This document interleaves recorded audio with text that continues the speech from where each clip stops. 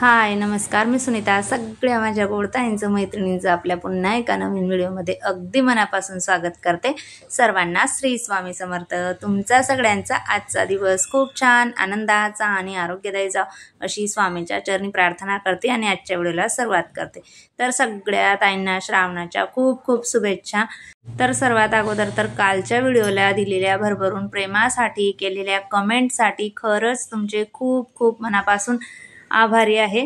आणि बाकीची साफसफाई श्रावणाची जी होती ती करून झालेली होती, पण देवघर मात्र स्वच्छ करायचं राहून गेलेलं होतं. देव स्वच्छ करायचे राहिलेले होते. म्हटलं आता चला आज मस्त छान देव जे आहेत ते स्वच्छ करून घेते. तर मी शनिवारचा दिवसाचा व्हिडिओ आहे हा. शनिवारी मी संपूर्ण देवघर जे आहे ते डीप क्लिनिंग करून घेणार होती आज, कारण त्याच्यातलं कापड वगैरे सगळं काही बदलून घ्यायचं होतं.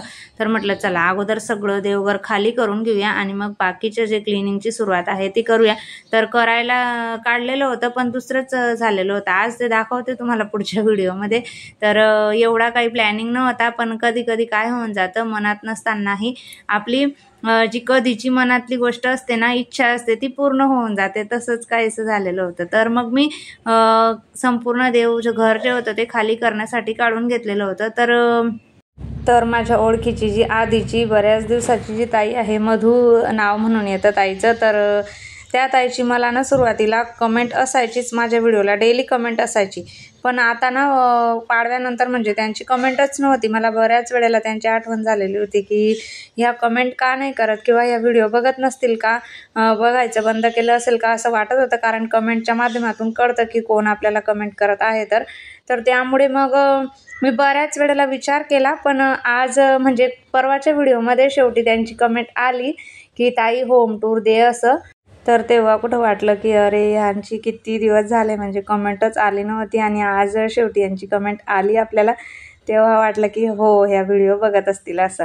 तर असो, संपूर्ण देवघर खाली करून झाल्यानंतर देव जे होते ते छान असे मस्त उजळवून घेतलेले होते. फोटो वगैरे सगळं काही मी आज देवघरातलं जेवढं काही होतं ते सगळं क्लीन करून घेतलेलं होतं. संपूर्ण देवघर व्यवस्थित स्वच्छ करून घेतलं आणि नाश्त्याला सुरुवात केली. मग देव वगैरे स्वच्छ झाल्यानंतर सगळे उठायच्या अगोदर मग माझं देवघरातलं जे काही होतं ते मी आवरलेलं होतं. फक्त देव लावायचे राहू दिले होते तेवढे आणि नाश्त्याला सुरुवात केली. तर आज नाश्त्यासाठी काही नाही, पोहेच बनवणार होती. तर म्हटलं आज मस्त छान बटाटे वगैरे घालून असे पोहे बनवूया. रोज रोज आपल्यासाठी हा पण खरंच मोठा प्रश्नच असतो की काय बनवायचं. नाश्त्याला लाडू होते, लाडू तर आता संपले आणि लाडू होते तोपर्यंत तेवढं काही नव्हतं, कारण मोड आलेलं कडधान्य वगैरे अधूनमधून करते आणि भिजत घालायचं वगैरे काही लक्षात राहिलेलं नव्हतं. ते जर असलं ना मग मी काय करते, थोडाफार ते नाश्ता झाल्यानंतर मग डायरेक्ट स्वयंपाकाला सुरुवात जी आहे ती करून देते. पण आज पोहे बनवायचा विचार केलेला होता की चला आज वेदून त्यांना पण सुट्टीच होती म्हणून मग पोहे बनवले. तर मस्त छान बटाटा वगैरे जर तेलामध्ये परतवून घेतला ना पोह्यांमध्ये तर छान लागतो. तुम्ही पण टाकतच असाल कधीतरी. तर मी घालते, डेली नाही पण अधूनमधून एखाद्या वेळेस मस्त बारीक पातळ चिरलेला बटाटा जो आहे ना तो पोह्यांमध्ये छान लागतो खाताना. नाश्त्यासाठी जर काहीतरी बनवून घेतलेलं असलं ना घरामध्ये तर त्यावेळेस आपल्याला जरा सोपं पडतं, म्हणजे अधूनमधून मग ते खाल्लं जातं. किंवा एखाद्या वेळेस नसलं तर मग आपल्या आवडीचा नाश्ता वगैरे जो आहे तो बनवला जातो. पण डेली आपण नाश्त्यालाही काय बनवत राहणार. तर पोहे जर बनवले तर मस्त छान बटाटा घातलेले पोहे आणि त्याच्यावरती गरम गरम पोह्यांवर बारीक चिरलेला कांदा, टोमॅटो, कोथिंबीर संपलेली होती, वरून मस्त छान निंबू वगैरे पिळला, कांदा आणि टोमॅटो घालून छान लागतो. तर असो, नाश्ता वगैरे झाला आणि त्यानंतर मग बाकीची घरातली जी कामं होती माझी ना ती आवरून घेतली. आणि देवघर जे होते ते तुम्हाला सांगितलंच की संपूर्ण मला डीप क्लिनिंग आज करून घ्यायचं होतं. तर मी त्याला पुसून घेते. अधूनमधून मी काय करते, देवघरनं धुवून घेत होती, म्हणजे एकदा दोनदा धुतलं असेल मी, नाही तर मग डेली तर एकदा ओल्या कपड्याने पुसून घेते आणि नंतर मग सुक्या कपड्याने पुसत होती. तर त्याला जी डिझाईन आहे ना समोर, त्यांच्या आतल्या ज्या भेगा आहेत ना त्याच्यामध्ये जरा धूळ वगैरे जी आहे ती जमा होते, त्यामुळे मग त्याला ओल्या कापडानेच पुसल्याशिवाय पर्याय नाही आहे. तर आज मी काय ठरवलेलं होतं की पुसूनच घेणार किंवा धुवून घेणार आहे. पण मग मला आठवलं की माझ्याकडे हा जो एशियन पेंटचा टचवूड आहे ना तो जर आपली लाकडी कुठली वस्तू असू दे त्याला ना पॉलिश वगैरे करण्यासाठी ना खूप बेस्ट आहे. जर आपला जो जुनं कुठलंही आपल्या घरामध्ये फर्निचर असू द्या किंवा काही असू द्या, त्याच्यावर जर याच्याने पेंट करून घेतलं ना तर एकदम शायनिंग येते आणि खूप चमक येते. तर त्यासाठी मग मला अचानक आठवलं, मागच्या वेळेस ना माझे पप्पा आलेले होते, त्यांनी टिपॉयला वगैरे माझ्या करून दिलेलं होतं. तर बघितलं मी, अरे वा म्हटलं, हे किती छान आहे, एकदम नवीनसारखी वस्तू होऊन जाते आणि वस्तूची लाईफ म्हणजे वाढते. तर त्यासाठी मग मी ठरवलं की देवघराला पण याला आपण पॉलिश करू शकतो आणि छान होऊन जाईल.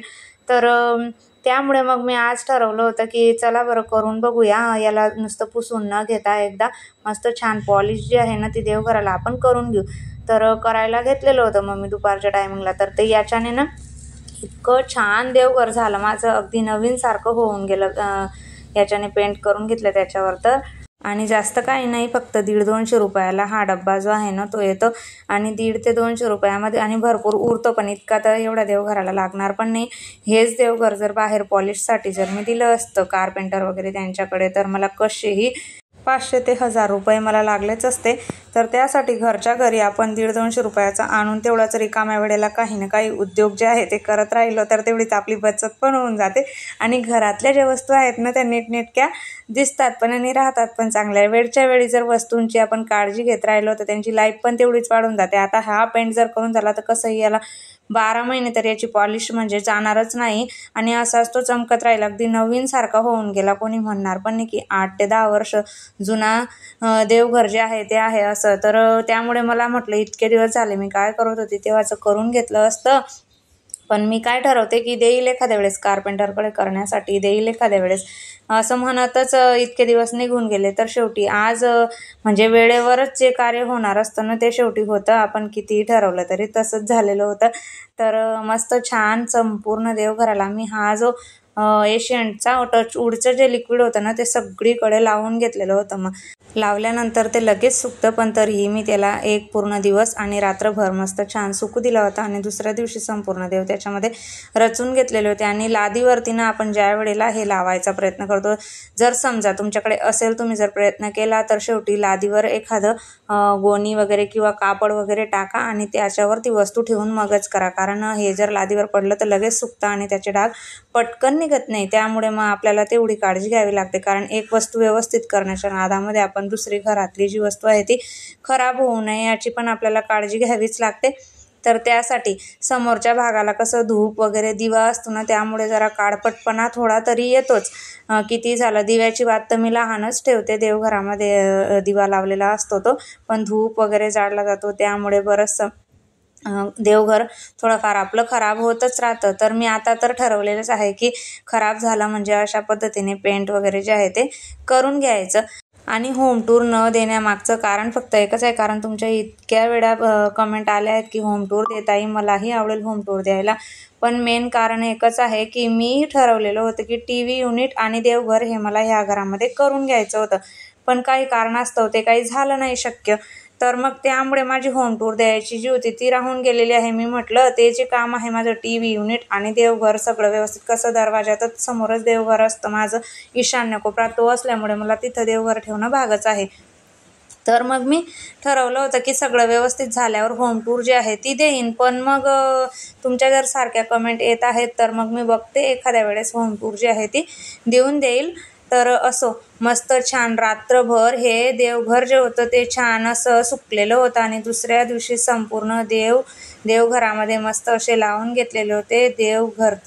देव तर चमकतच आहेत, पण संपूर्ण देवघरही इतकं छान मस्त शायनिंग जी देवघराला होती ती आलेली होती. तुम्ही बघू शकतात किती मस्त चमकतो आहे. तर तुमच्याकडे जर असेल जुनं देवघर जरी असलं तर नवीन वस्तू घेण्यापेक्षा किंवा बाहेर असे उगाचच पॉलिशला वगैरे देण्यापेक्षा एवढे पैसे जर आपल्याला खर्च करायचे नसतील तर घरच्या घरी आपण अशा पद्धतीने मागून घ्यायचं टचवूडचं लिक्विड एशियन पेंटमध्ये आणि आपण आपल्या घरातली हवी ती वस्तू, लाकडी जी फर्निचर आहे ते याच्याने आपण पॉलिश करू शकतो. तर तुम्हाला जर करायचं असेल तर आणून करून बघा अगदी कमी खर्चामध्ये. तर असो, आता माझ्याकडे बऱ्याचशा अशा आहेत फर्निचर, त्याला मी करून घेणार आहे. तर आता चला मग, रविवारची देवपूजा वगैरे जी होती ती झालेली होती. स्वामींना मस्त छान चाफ्याचा हार आणलेला होता आणि संपूर्ण घर सुगंधित झालेलं होतं चाफ्याच्या हाराने.